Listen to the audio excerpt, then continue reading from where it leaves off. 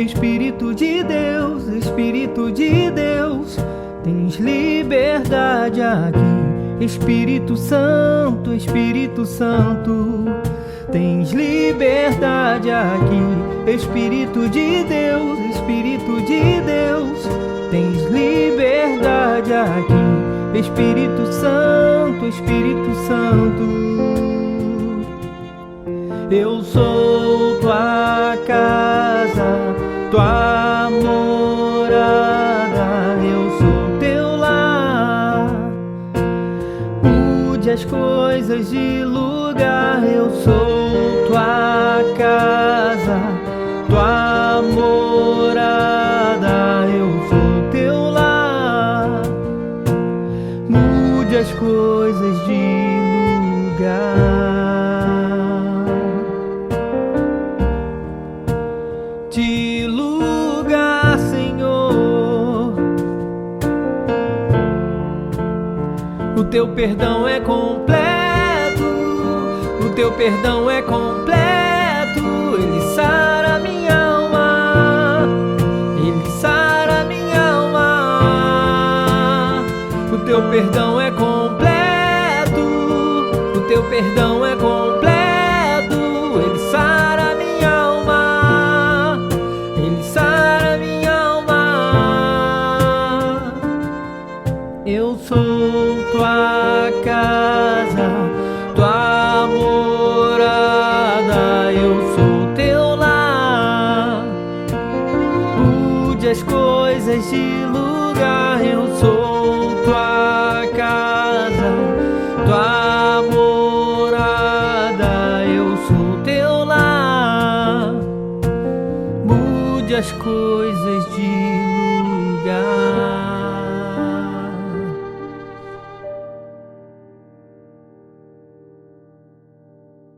Jesus falou certa vez de uma palavra acerca do reino de Deus, que está lá em Mateus capítulo 13, verso 44. Um versículo curto, ele diz: o reino dos céus é como um tesouro escondido no campo, ou num terreno, algumas versões. Certo homem, tendo-o encontrado, escondeu de novo, e então, cheio de alegria, foi, vendeu tudo o que tinha e comprou aquele campo. Então, Jesus resume o reino de Deus nessa história. Eu quero compartilhar uma mensagem que tem como tema o terreno, o tesouro e o vaso. Engraçado que toda vez que eu ouço essa parábola ou leio essa parábola, eu lembro de mais ou menos mais de 10 anos atrás.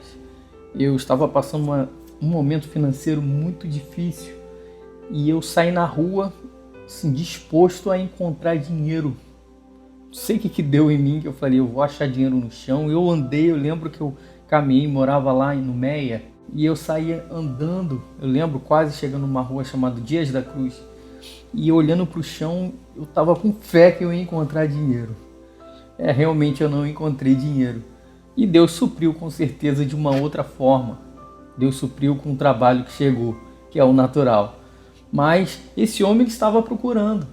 O texto dá a entender que ele procurou, ele achou, ele desenterrou algo, ou seja, ele estava num terreno, talvez um terreno baldio, um campo que era longe de tudo, mas não pertencia a ele. Ele cavou, não sei quantas vezes ele cavou, mas ele achou um tesouro lá naquele terreno. E quando se vende tudo de uma hora para outra, se vende barato. Eu imagino ele vendendo móveis, vendendo carro, vendendo a cama, vendendo o armário, coisas talvez de valor sentimental. O texto diz que ele vendeu tudo com alegria. O detalhe está aí. Mas você pode estar dizendo, mas a graça não é de graça? Existe uma passagem em Isaías 55, verso 1 e 2, que diz: venham todos que estão com sede, venham e bebam. Venham e comam leite e pão de graça. E o interessante é que ele fala no versículo 2, por que gastar dinheiro naquilo que não satisfaz? Por que gastar dinheiro naquilo que não é pão? Ué, mas não é de graça? Como gastar? Vamos entender de uma forma mais atual. Por exemplo, de vez em quando existe um app ou algum aplicativo que é disponibilizado de graça, ou um programa de edição, por exemplo, que é caro e é disponibilizado de graça, mas você tem que fazer uma conta e você tem que comprar. Ou uma outra forma de entender, você ganha algo com gratuidade, por exemplo, um ingresso para um jogo de futebol, ou um ingresso para um espetáculo num teatro. E só que ela é de graça, tem uma gratuidade, mas você tem que ir lá buscar como se fosse comprar. Você pega o ingresso, é carimbado como gratuito, mas você tem que receber. A palavra de Deus também diz: todos os que o receberam, deu-lhes o poder de serem feitos filhos de Deus. Ou seja, porque todos não são filhos, porque somente aqueles que o recebem, porque existe algo que é exatamente o que esse texto está dizendo. O vender tudo aqui no texto significa renúncia. Ele renunciou todos os seus bens, tudo que ele tinha, porque ele sabia o valor do tesouro.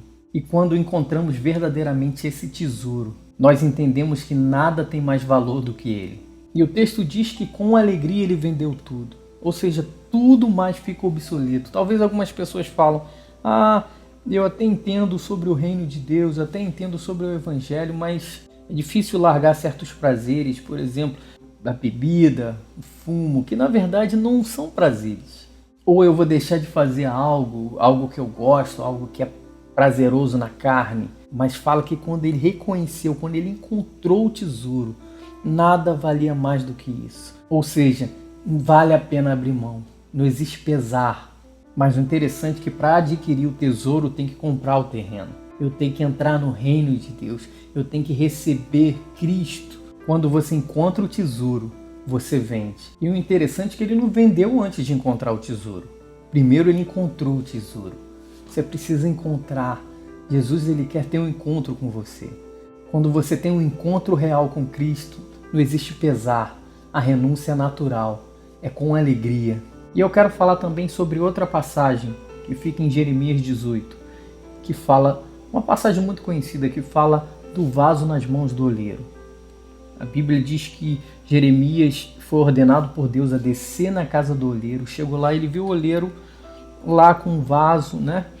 Estava lá moldando o vaso até que o vaso estraga, ele despedaça. E o oleiro pega e molda novamente aquele vaso da forma que ele queria. Isso nos ensina a nos deixar ser moldados por Deus. A consentir estar nas mãos do oleiro. Agora, por que Deus quer isso? Por que Deus ele quer nos ter em suas mãos? E na verdade muitas pessoas pensam, mas ninguém me manda, quem manda em mim sou eu, né? Quem sabe de mim sou eu. E na verdade isso é uma mentira. A palavra do Senhor diz que existe somente 2 senhores. E ter 2 senhores me lembra uma vez eu no exército, quando 2 sargentos fizeram uma brincadeira. Davam ordens distintas para um soldado. E o soldado não sabia quem ia obedecer. Quando ele desobedecia um, ele levava uma bronca, aí mais obedecia o outro, mas eu estou mandando. E ele fica assim, aquele soldado, eu via aquela brincadeira e eu comecei a entender. Realmente é difícil, é impossível você servir a 2 senhores. E quando a palavra diz isso, porque se você não está nas mãos de Deus, certamente você não está nas suas mãos. Você está servindo outro senhor, que a Bíblia diz que é o inimigo das nossas almas. E se somos vasos de barro, nós somos frágeis. A Bíblia diz: se passarmos pelos rios, se passarmos pela fornalha, se passarmos pelo enchente, Deus estará conosco. Ele sempre estará do nosso lado. Nós estaremos em suas mãos. E existem momentos que o vaso precisa se quebrantar, sabendo que estamos no melhor lugar da face da terra, o lugar mais seguro. É o centro da vontade de Deus, é estar nas mãos de Deus. Por isso deixa toda a justiça própria, tudo que é natural e se entregue nas mãos de Deus. Toda habilidade natural, não se apoie, não se estribe, como a Bíblia diz lá em Provérbios, não se apoie na sua própria justiça. Em Jeremias também, no capítulo 17, no verso 5, que fala: maldito é o homem que confia no homem. Um versículo muito mal interpretado por muitos. Não está falando sobre confiar em outra pessoa, mas está falando sobre confiar na sua própria força. Ele diz: não faça da sua humanidade mortal a sua força. Não confie no seu braço. Não confie em você. Habilidade natural, diploma, capacitação, isso tudo é bom, Deus usa, mas confie totalmente em Deus. Tenha como prioridade a confiança em Deus.